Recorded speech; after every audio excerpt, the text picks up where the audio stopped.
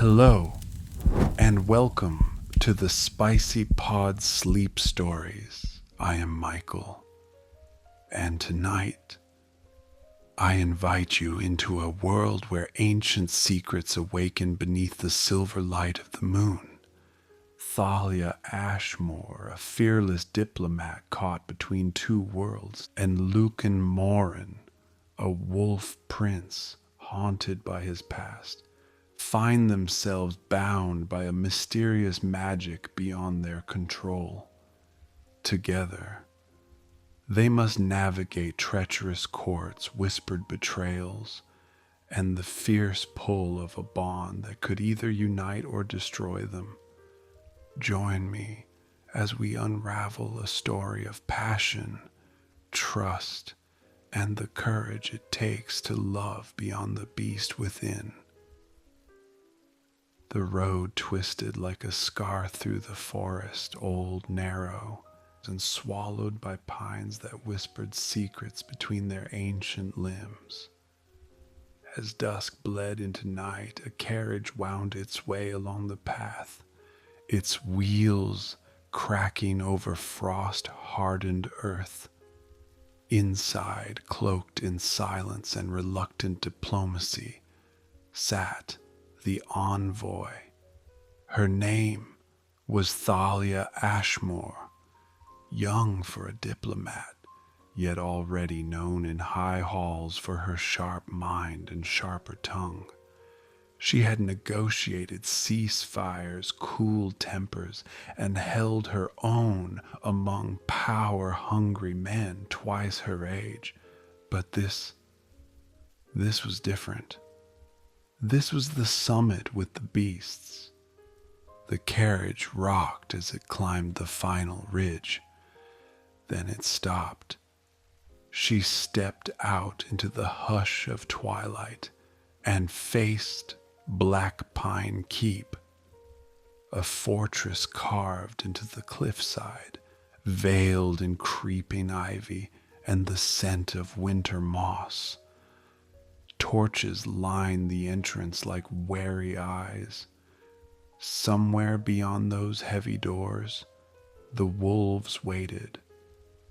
Thalia's hand brushed the scar at her ribs, hidden beneath velvet and bone-colored silk. She had never seen the one who gave it to her, not truly, but she had heard the stories, felt the aftermath, and now she would sit across the table from him, the Wolf Prince. No one called him by name. His people referred to him only as he who does not bow. The humans had given him other names: monster, betrayer, beast. Inside the keep, everything felt too still. The stone walls swallowed warmth, and the flickering sconces cast shadows that moved just a second too late. The summit chamber was round, domed like a ribcage, and at its center stood a long table split down the middle. Humans on one side, wolves on the other. And then she saw him. He entered like he owned the silence, tall, broad-shouldered, his cloak draped over him like a shadow, but it was his eyes that held her breath hostage. Pale silver, sharp as blades, and locked on her the moment he stepped into the room. Their gazes met, her throat tightened. There was no growl, no snarl, just stillness, and something darker beneath it: recognition, hatred, curiosity. His eyes dropped slowly, deliberately, trailing the line of her jaw, the pale slope of her throat, the press of fabric over her collarbone. Not in hunger, in assessment. He was reading her. Thalia straightened, spine rigid. She would not flinch, not from him. Then he smiled. It wasn't kind. He took the seat across from her. The summit began, and so did the unraveling. The summit ended in silence. No agreements, no arguments, just unreadable glances across the long table, words spoken without weight, and the gnawing sense that something far more primal was circling beneath the surface. She stood alone in the corridor outside the chamber, her arms crossed tight beneath her cloak. Her fingers itched for something, a pen, a report, anything to distract her from the echo of his gaze. Those silver eyes had tracked her like a predator memorizing the shape of its prey. He hadn't said a word, not one, but he had watched her, and now her thoughts refused to settle. The air in Black Pine Keep was colder than it should have been. The torches gave off warmth, but the stone never softened. Shadows slithered through every hallway, twisting at the corners of her vision. She pressed forward. Don't wander alone, they'd warned her. So of course she wandered. Alone. She wasn't afraid of wolves, not even of him, especially not of him. But she wasn't sure she could sleep with the weight of that stare still coiled in her chest. She found herself outside a narrow archway that led to the outer terrace, an open-air balcony carved into the mountain, overlooking the endless sweep of black pine trees far below. Moonlight spilled across the flagstones, casting the world in silver and blue. She stepped out into it, breathed, then froze. He was already there, standing at the edge of the stone balustrade, cloak billowing in the mountain wind, head tilted slightly as if he'd heard her heartbeat before her boots even crossed the threshold. The wolf prince. He turned his head, not all the way, just enough that she saw the faint smirk tug at the corner of his mouth. You walk like a spy, he said, his voice low and rough as weathered wood, but you breathe like a human. Thalia straightened. And you speak like a poet. How disappointing. He turned fully now, and she hated how easily he held stillness. It made him feel larger than he was, more certain. Even in the dark, his silver eyes glinted. And yet, he murmured, "You followed me." "I didn't." Her chin lifted. "I needed air." "So did I."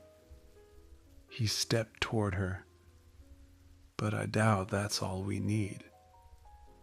The silence between them deepened. She should have left. Should have turned on her heel and retreated to her room and locked the door with a dozen diplomatic spells. But something in her legs refused to obey, and her chest, traitorous thing, ached with a quiet, aching pull. "Why didn't you speak?" she asked softly. At the table, he shrugged. There was nothing worth answering. Not even your future, not even your people. That smile again. Slow, cold. "You're not my enemy, Ashmore," he said, "but you're not my ally either." No, she said. We're worse.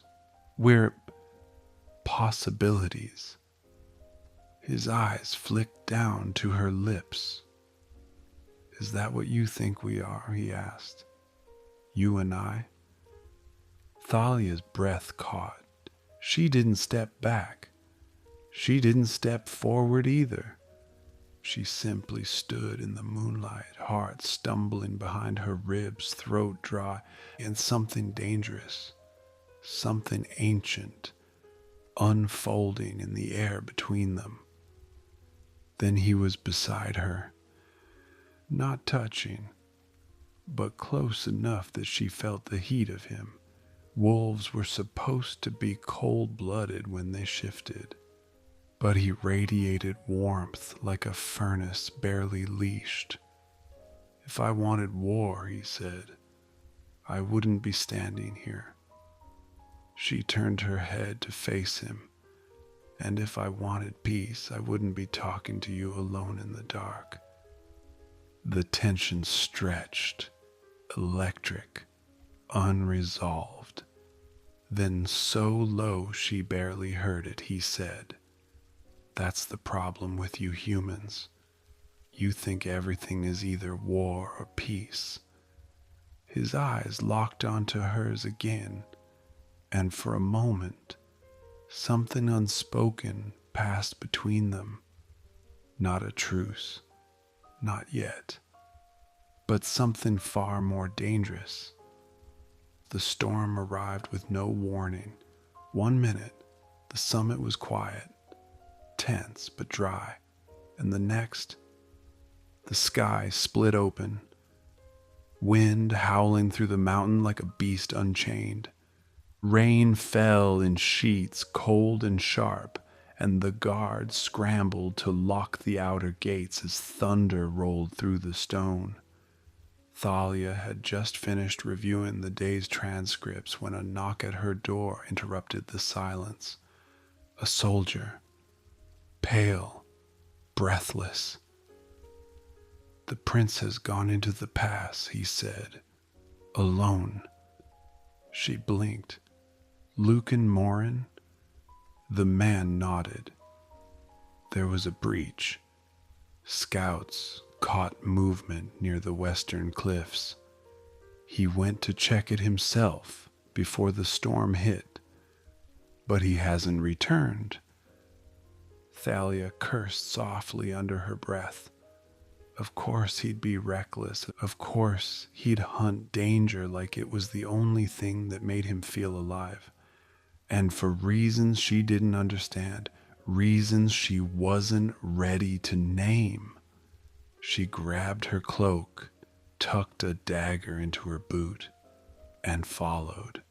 The trail was half swallowed by rain, the scent of pine and wet stone thick in the air. She moved fast, heart racing, unsure whether it was anger or worry that pushed her forward. Then she saw it. A flash of movement between the trees. A dark figure leaning against a rock, one hand pressed to his side. Lucan. He looked up as she approached, silver eyes dim with pain. Blood darkened the fabric of his shirt, and a claw-shaped gash ran down his ribs. She knelt beside him. What were you thinking? I was thinking, he rasped, that someone had to make sure you weren't walking into another ambush. She ripped a strip from her cloak. You're bleeding. He smirked. That happens when someone puts teeth in your ribs. Thalia rolled her eyes, but her hands moved quickly, expertly. You're lucky I came. So you do care. I care about the treaty, she said tightly, wrapping the cloth around his wound, and the fact that if you die, The next wolf they send might actually be an animal. His smile didn't fade. You wound me, Ashmore. You'll live, she said, standing. Can you walk? He nodded, then winced, preferably somewhere dry.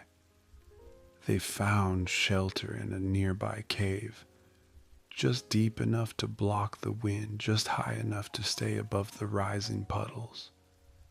Thalia lit a small flame with a whispered spell. It glowed orange between them. He sat with his back against the stone, one arm cradling his side, his hair wet and curling at the ends.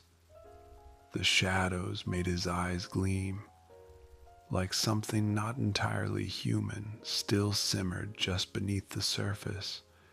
She sat across from him, arms wrapped around her knees. You're not what I expected, he said suddenly. Oh, she asked, wary. I thought you'd be colder, he said, sharper. Your reputation is all thorns and diplomacy. She met his gaze. And what did you expect of me, beast? He tilted his head. Someone easier to ignore. A silence fell between them, not heavy, just real. The fire crackled softly. He leaned his head back against the cave wall. This will all fall apart, you know. Thalia looked at him, rain still trailing down her temple. The summit. No, he said, eyes half-lidded. This fragile idea that we can sit at the same table and not see each other as prey. She swallowed. Then why are you here? His voice dropped. Because I want to believe we're not too far gone. And then, quieter, because I saw the way you looked at me. Her pulse jumped. I was looking for your weakness, she said, but her voice came out too soft.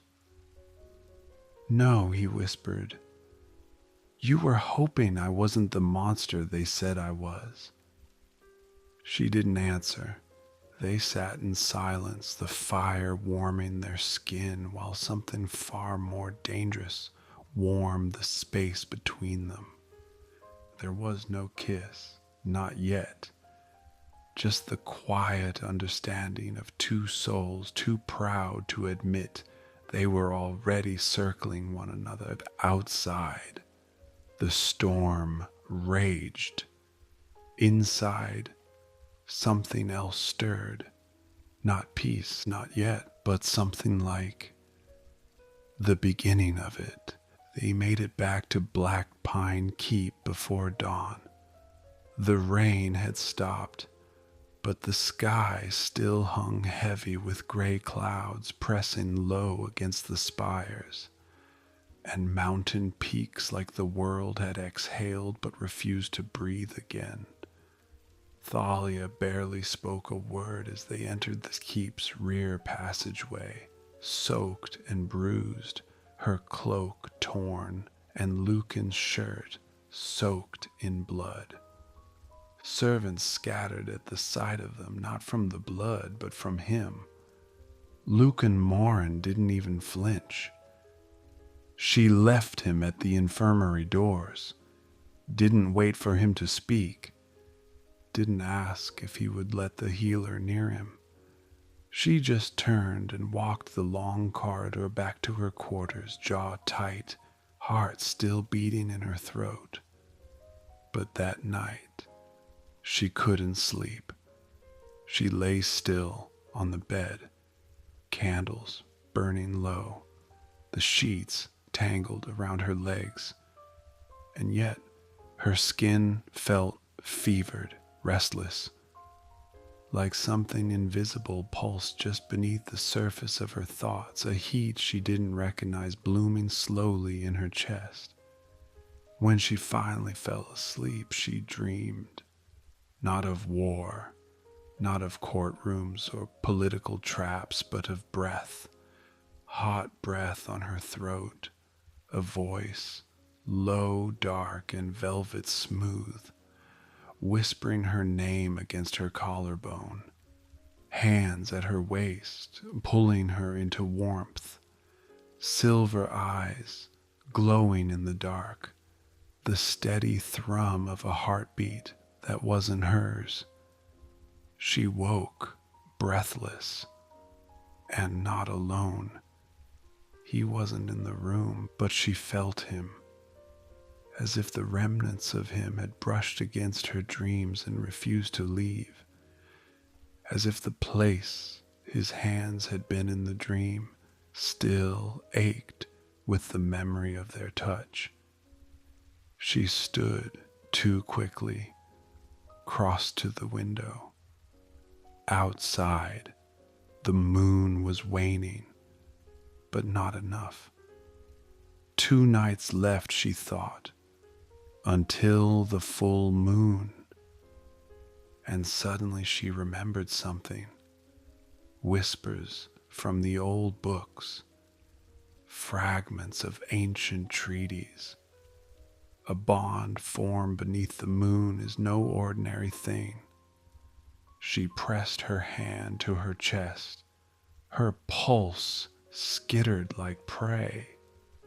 But later that day, in the council chamber, he didn't look at her once, not during the speeches, not during the debates, not even when one of the human delegates accused him of feigning weakness to gain sympathy.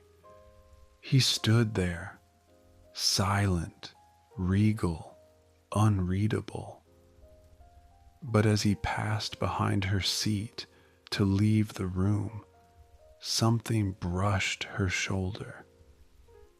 It could have been the wind. It could have been nothing. But her entire body lit up like a struck match, not in fear, in recognition. She rose and left the chamber, found him alone in the gallery hall, arms crossed, jaw tight. The golden sunlight from the stained glass painted him in fragments of crimson and violet, like some fallen deity rendered in color. He didn't turn when she approached. "You dreamt of me," he said. Thalia froze. "What?" He turned now, slowly, the light shifting across his features. "Last night, I felt it. Your dream. You were burning with it." She swallowed hard. "You how?" His eyes searched hers. "You touched me when I was bleeding," he said. "In the cave, you poured magic into me and blood. It awakened something." Her breath caught. A bond. He nodded once. Not a full one, but enough. "That's impossible." "No," Lucan said, voice lower now. "It's old magic, moonbound, rare, unintended. We didn't choose this." His lips curved, not in amusement, but sorrow. "That's the most dangerous kind." For a moment, neither moved. The air between them shifted again, heavy with the silence that could break open at any second. Then he stepped toward her. Her hand lifted without thinking, pressed flat to his chest, where the wound had been. His heartbeat met her palm. He exhaled. She didn't pull away, and neither of them spoke the one truth hanging unspoken between them, that whatever had begun in the dark, it wasn't done with them yet. The moon was almost full, It hung low in the sky, a molten white eye peering down through clouds like a judgment that couldn't be escaped. Black Pine Keep held its breath as the summit stretched into its final nights, and tension, both political and personal, threaded through every corridor. Thalia had avoided him all day, not out of fear, but self-preservation. Since the night in the cave and since the dream she would not allow herself to remember in detail, Lucan Morin had become an unspoken force behind her every thought. Her hand would lift a goblet, and she'd feel the echo of his heartbeat against her palm. She would catch a breeze in the hall, and it would carry the scent of pine, of earth, of wolf. But tonight, she couldn't stay away, not when the air was thick with something unsaid, not when her skin still remembered the heat of his, and her mind replayed the way his voice had wrapped around her name like it was something sacred, not when the bond between them refused to sleep. She found him in the forest clearing behind the keep, where the trees opened into a crescent-shaped hollow of stone and moonlight.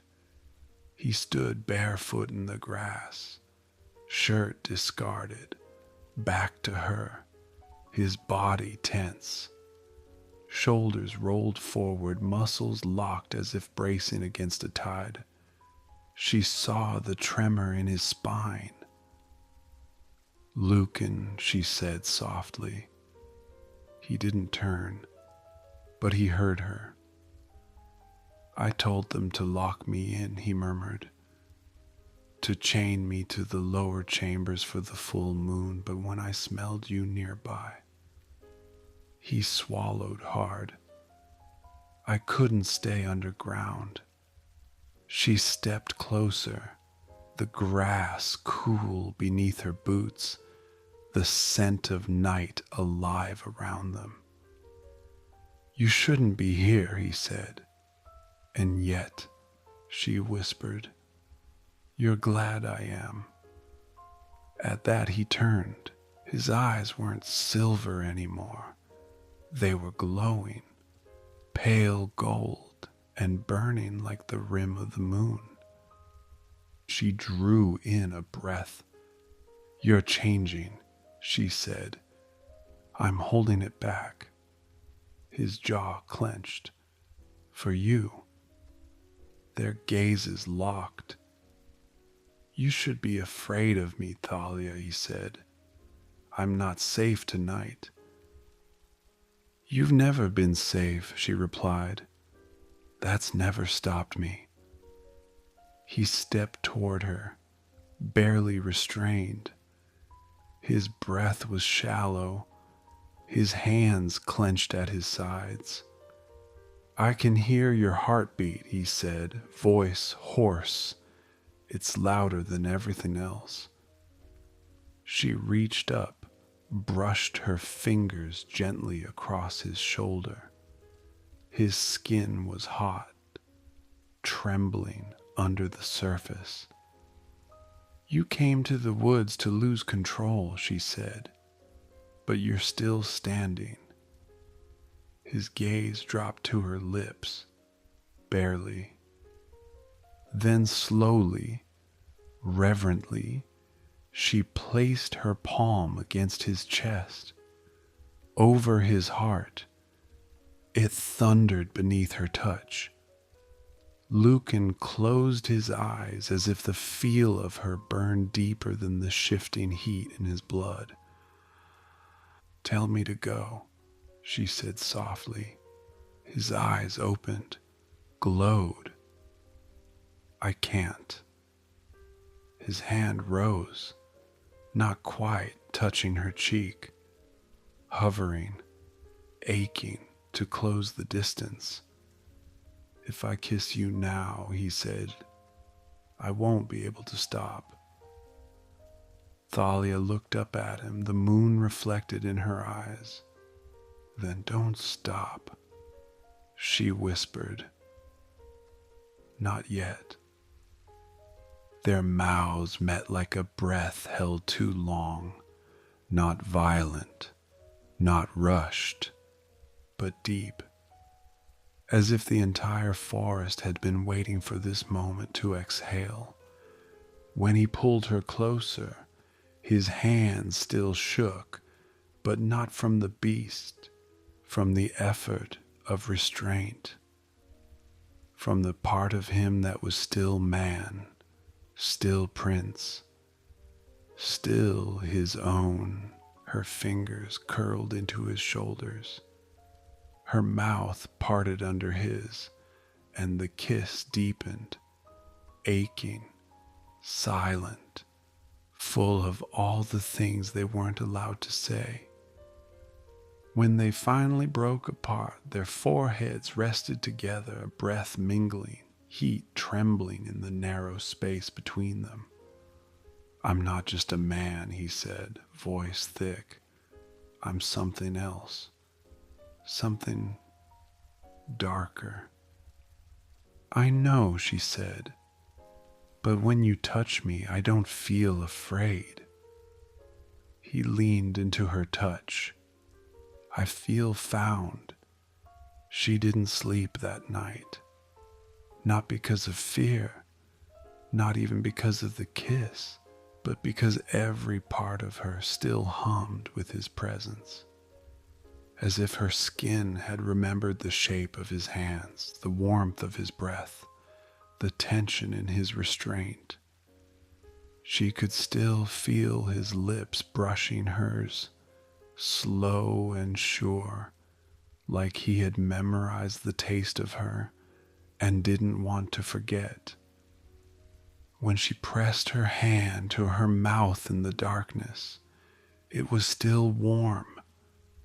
And when she pulled her cloak around her shoulders the next morning, she noticed it too late. His scent clung to her, cedar wood, storm, something feral beneath it. She tried to mask it. Powder, perfume, a new silk scarf. But it didn't matter. They could all smell him on her. The wolves noticed first. One stepped aside in the hallway as she passed, lowering his gaze, not in mockery, but in something close to reverence. A second tilted his head, nostrils flaring. She caught the whisper between two of them. She carries his mark. The humans noticed next.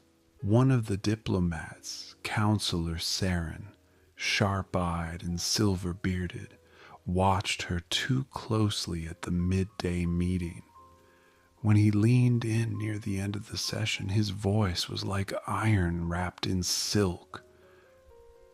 You were seen, he said quietly, with him, in the woods. She didn't blink. And you represent the crown, Thalia, not your own heart. I haven't forgotten that. He studied her. Make sure he doesn't make you forget. She walked out before he could say anything more, but the echo of his words followed her like a shadow. She found Lucan in the northern tower that evening. He stood by a high window, watching the clouds roll past the mountains. He didn't turn when she entered, but she knew he'd sensed her. Her pulse had probably reached him before her footsteps had. You kissed me like a man, she said, voice steady. Now he turned. But everyone's looking at me like I've been claimed by a beast. His jaw tightened. That wasn't my intention, wasn't it? He crossed to her in 3 slow steps, eyes dark with something deeper than apology. I didn't mark you. Her brow lifted. But I carry your scent. Because I didn't want to let you go. Something in her chest tightened. He stood close now, but didn't touch her. Didn't have to. I was careful, he said. I didn't bite. I didn't speak the words. I didn't give you my blood. But, she whispered, he looked at her like she was both curse and salvation. But some things don't ask for permission. The silence between them crackled. He reached out slowly, lifted the edge of her scarf, brushed his knuckles against her collarbone. I could take the scent away, he said, barely audible. There are ways. And if I don't want you to? His hand froze. Their eyes met. You don't know what that means, he murmured. I think I do, she said. Because it wasn't just a kiss, Lucan. Not for either of us. She stepped closer, so close she could feel the restrained ache in his breath. I don't want to be your weakness, she said. You're not, he said. You're the only thing that makes me hesitate.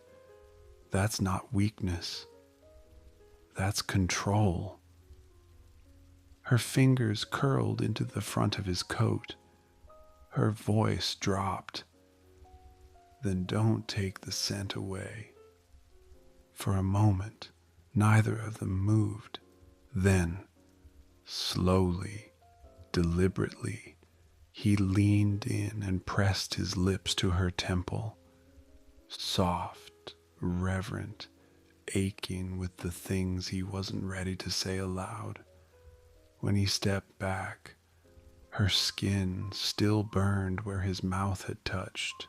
They said nothing more, but the court would speak for them, and tomorrow the storm would begin. The past was a graveyard. Thalia hadn't expected to find its bones tucked between old scrolls and half-forgotten records in the keep's silent archives. But there it was, ink faded, names scratched out, dates blurred, as if time itself had tried to erase them. But it hadn't worked. The name still bled through the paper. Lucan Morin, and beside it, drawn in a rushed red hand, the day of the black soil. It was the same day her family had whispered about in firelight when she was a child. A day of betrayal, of broken treaties and mangled bodies, of wolves that had turned on humans at the edge of an unguarded valley, killing 13. 3 of them barely more than children, and the beast who led them, Lucan, or so she'd always been told. But the document said something else, that Lucan had tried to stop the bloodshed, that he'd been wounded before the fighting even began, that the wolves who attacked acted without his command, that he'd been found unconscious and chained in his own chambers when the elders arrived. Framed, the word struck like cold metal. The air in the archives seemed to thin around her. The weight of it, the years of hatred, the long line of broken negotiations, the scar along her ribs, suddenly began to feel like a puzzle missing too many pieces, and someone had made sure those pieces stayed missing. She found him again in the West Wing, alone on the stone veranda that overlooked the cliff. He turned before she spoke, like he knew. "I read it," she said. He didn't pretend not to understand. "And?" he asked. "It was never you," she said, "the day they died." His voice was quiet. "No." "You were blamed?" "Yes." She took a step toward him. "Why didn't you fight it?" His jaw flexed. "Because no one would believe a wolf who said he didn't kill." "But I might have," she said, almost to herself, "if you told me." He looked at her, something unreadable flickering behind his eyes. "You weren't ready to hear it," he said, "and maybe I wasn't ready to say it." She walked to him then, close enough to touch, but not yet touching. "I was raised to believe you were the monster who started the war." His voice was barely a whisper. "And I believed you were the voice of the humans who ended it in arrogance." Their eyes met. "And now?" she asked. Lucan exhaled slowly. "Now I don't know what I believe, except that something between us feels older than politics and stronger than lies." He turned toward her fully. "I've hated humans for half my life," he said. "But when you stood in that cave with blood on your hands and defiance in your eyes, I knew I couldn't hate you." Her breath caught. "I didn't want to want you," she said, "but you do." She didn't deny it. His hand rose slowly, brushing her cheek with the backs of his fingers. "I don't know how to be yours," he said, voice rough with something that felt too honest. "Then just be near," she whispered. "Start there." He leaned forward and rested his forehead against hers. And for the first time, the silence between them didn't ache. It comforted. It promised. Not forgiveness, but something like hope. The summit was ending. The grand hall had been stripped of banners. The long oak table had been cleared of documents and wine. The candles burned low, their flames soft and gold, and every representative, human and wolf alike, stood in stiff silence as the final parchment was brought forward. The peace accord. It had been rewritten twice, edited in shadows, weighted with blood and secrets, and it demanded one final clause. Thalia Ashmore would remain at Black Pine Keep as an ambassador, as a symbol of unity, as a hostage. They used gentler words, of course: liaison, bridge between worlds, permanent envoy. But the meaning was clear.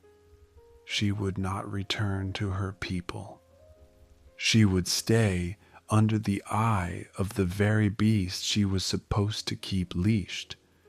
Lucan hadn't spoken since the clause was introduced. He stood behind the high seat, arms crossed, face unreadable.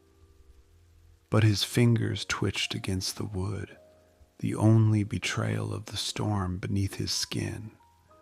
Thalia didn't flinch as the clause was read aloud, didn't speak as every pair of eyes in the room turned to her. She simply said, "I'll decide by midnight." And then she left. She found him on the balcony again. The night was cold and still. The moon hung full above them, high and silver and watching. He didn't turn as she approached. I thought peace was what you wanted, he said, voice low. It is, but not like this. No, she whispered, not at the cost of my will. He finally looked at her then, and the fury in his eyes wasn't directed at her, it was grief. I didn't know, he said. I didn't agree to it. But you didn't stop it either. Silence. I've tried to be what they needed me to be, he said, jaw tight. A prince, a weapon, a myth. But with you. His voice broke. I don't know how to be what you need. She stepped closer. I don't need a prince, she said. I need the man who hesitated, the one who kissed me like I wasn't cursed. His gaze dropped to her mouth. I would burn down the summit for you, he whispered. I don't want it burned, she said. I want it changed, but I won't stay because they command me.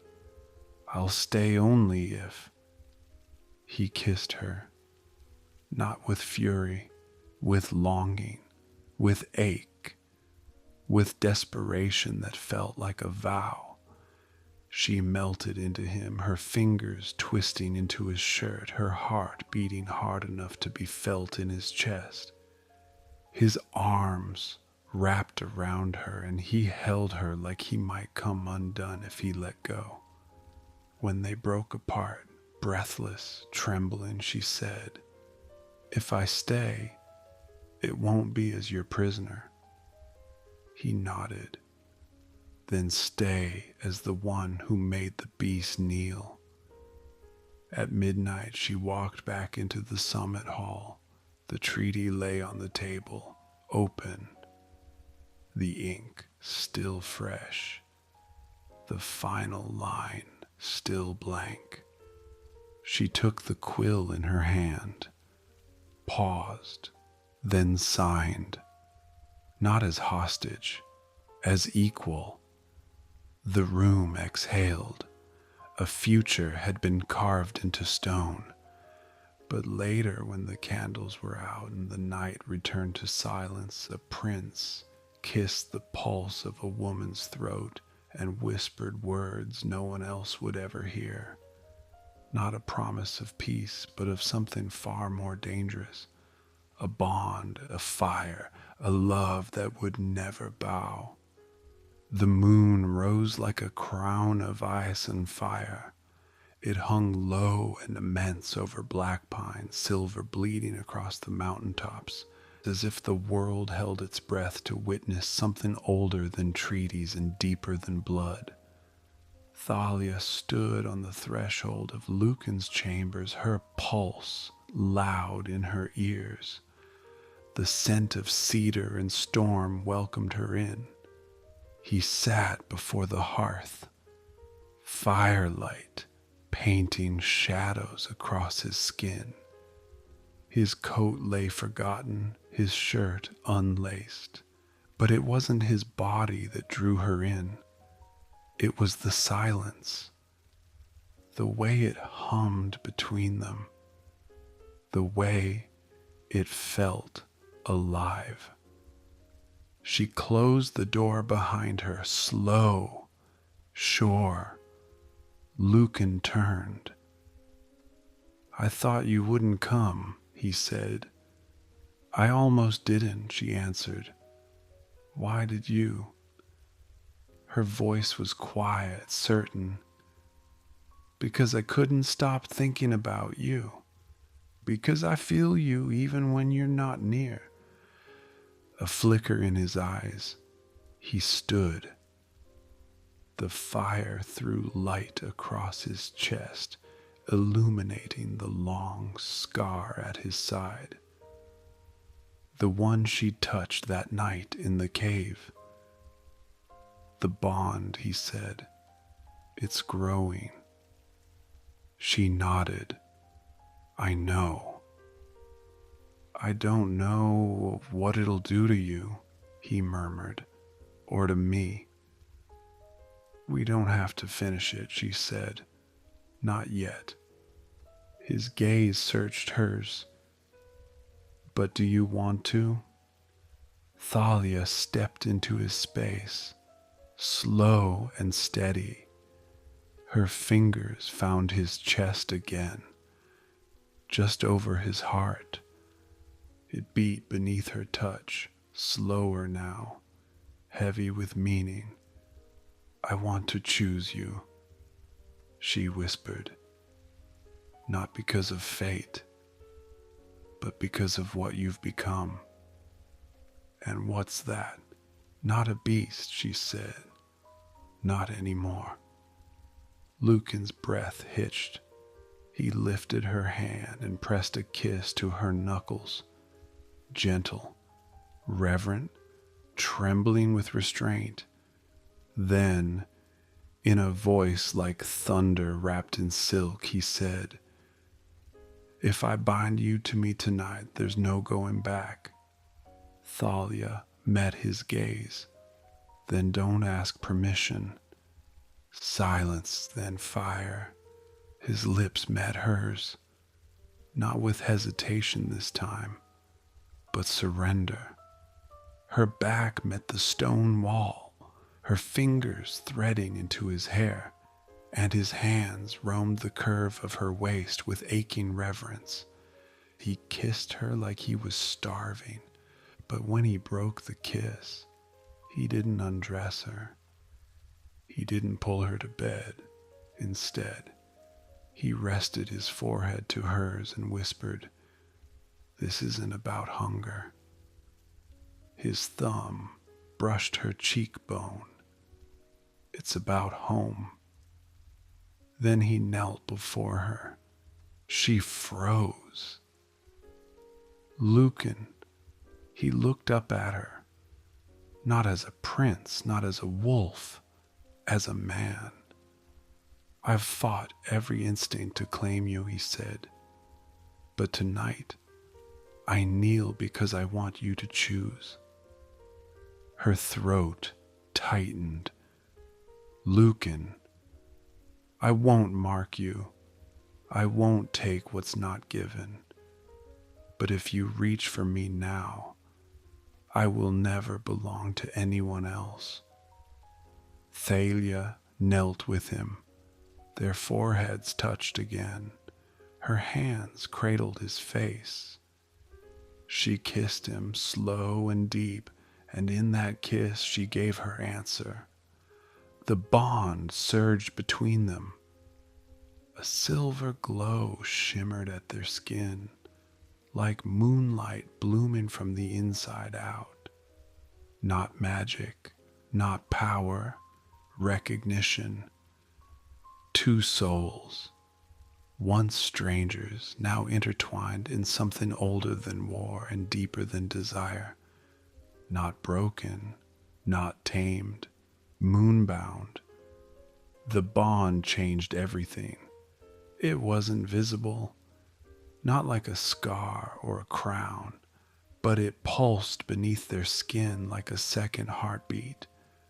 Thalia felt it, most in the silence, in the stillness, in the way her body knew the shape of his absence, and her thoughts slipped toward him even in sleep. Lucan was quieter now, not distant, just aware of her breath when she entered the room, aware of the flicker in her eyes when something unsettled her, aware of the way she stirred when she dreamed. She didn't tell anyone, but they knew. The wolves no longer looked through her. The humans whispered behind their sleeves, and Counselor Saren, silver-tongued, cold-eyed, watched her like a threat that had slipped its leash. The attack came at dusk. It wasn't loud. No armies.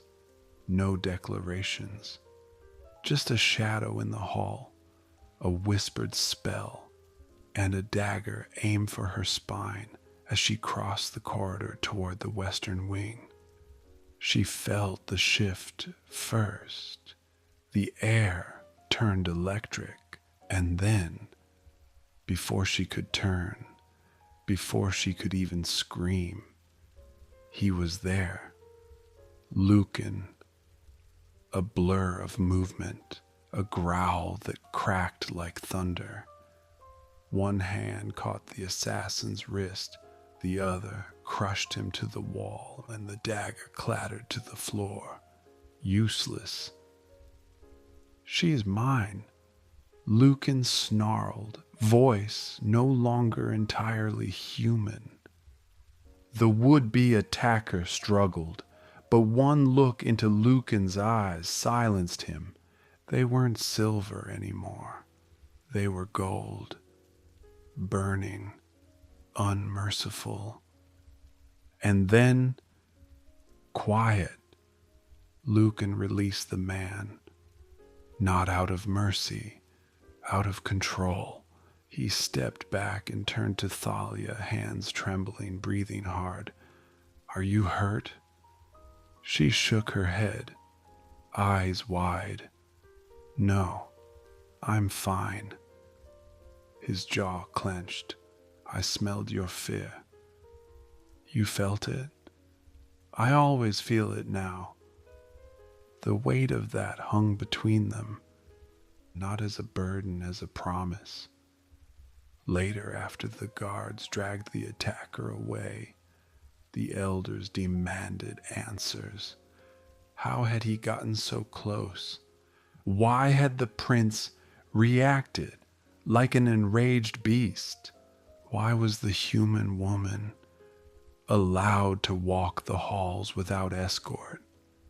Lucan didn't let Thalia speak. He stood before the entire court and said, "Because she's bonded to me, and if one more hand rises against her, I will not stop at blood."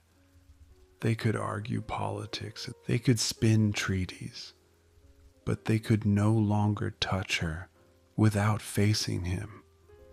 And Thalia, standing behind him, chin high, eyes fierce, did not flinch. That night she found him in the high tower. The wind tugged at his cloak. The moon had waned slightly, but his shoulders still trembled beneath it. "I almost killed him," he said, "and I wanted to." She touched his hand. "You didn't." "I would have, if you'd been hurt. But I wasn't." His voice dropped. "This is who I am, Thalia. I can't pretend anymore. I'm not just a prince, I'm not just a man." She stepped in close.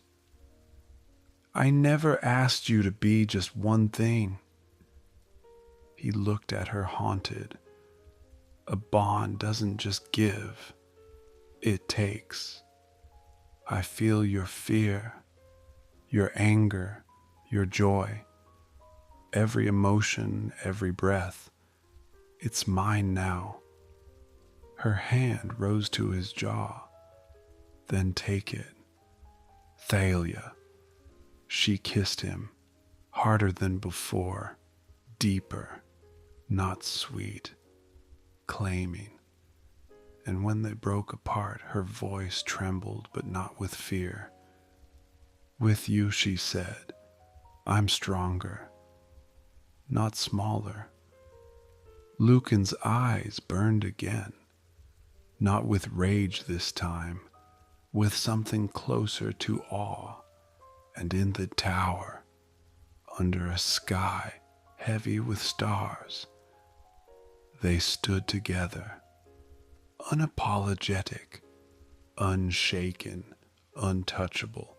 The news arrived like a cold wind from the east.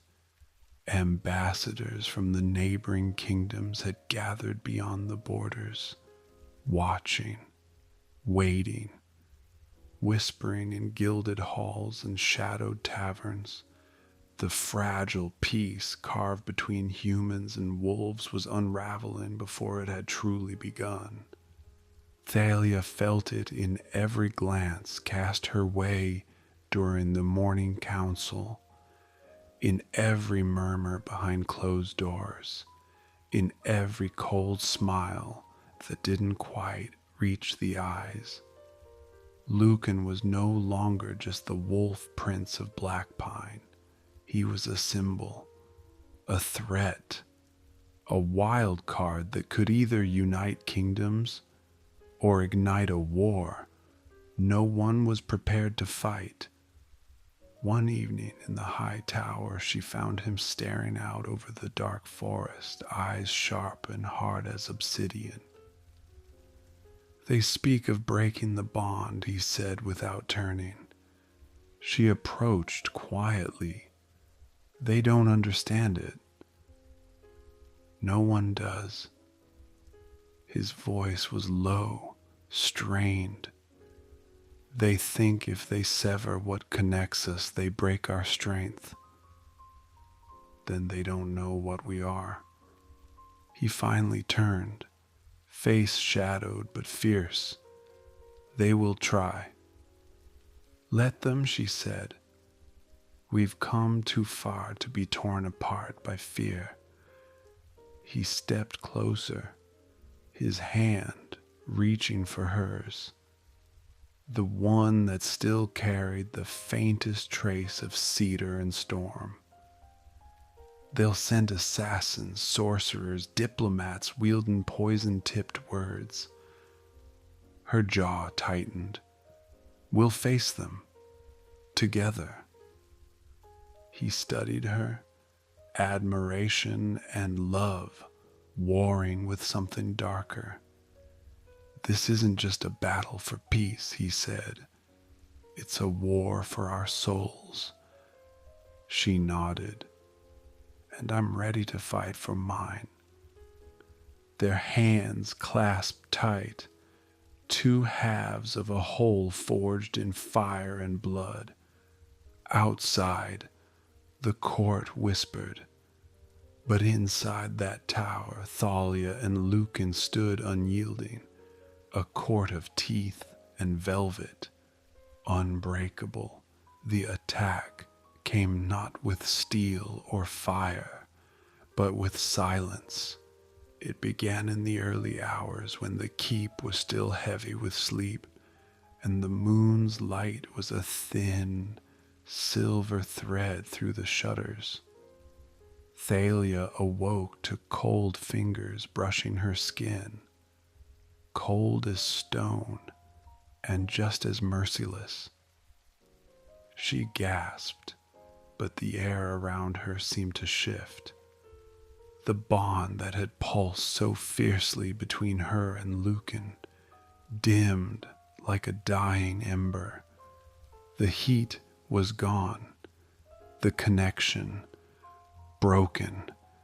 Panic clawed at her chest as she stumbled out of bed, heart pounding like a war drum. Lucan's door was open, and she found him on his knees, eyes closed, face pale, stripped of his usual fierce light. "The bond," he whispered, voice raw. "It's unraveling." They both knew what it meant. Someone, some power, had severed the link that tied them. But the bond was more than magic. It was choice. It was will. It was something neither of them was willing to lose. Together they sought the source, a shadow cloaked in whispered curses and dark intent. Their path led them through twisted halls beneath ancient stones, into the heart of old magic that pulsed beneath Black Pine Keep. Every step was a fight against the growing emptiness inside them, the ache of absence where once their souls had danced in tandem.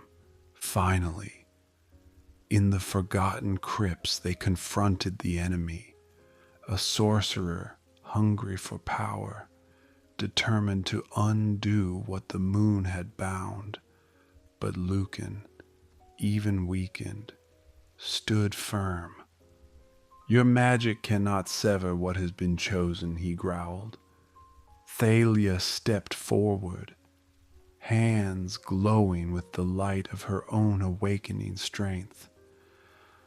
"Love is not just blood or spell," she said, voice steady. "It is what we decide to keep alive." Together they reached for each other, and as their hands met, the bond flared anew, brighter, fiercer, unbreakable. The sorcerer recoiled, defeated by a force older than any curse. Breathless, Lucan pulled Thalia close. "We're stronger than they ever imagined," he said. And this time, the bond was not just fate, it was forever. The night was alive. Moonlight poured like liquid silver over the cliffs, the forests, and the ancient stones of Black Pine Keep.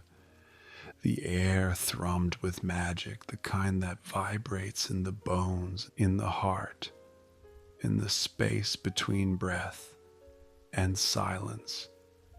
Thalia stood beside Lucan at the edge of the world, the place where earth met sky, where wolves had howled for centuries, where the blood of their ancestors still whispered in the wind. He took her hand, rough and warm, and held it steady.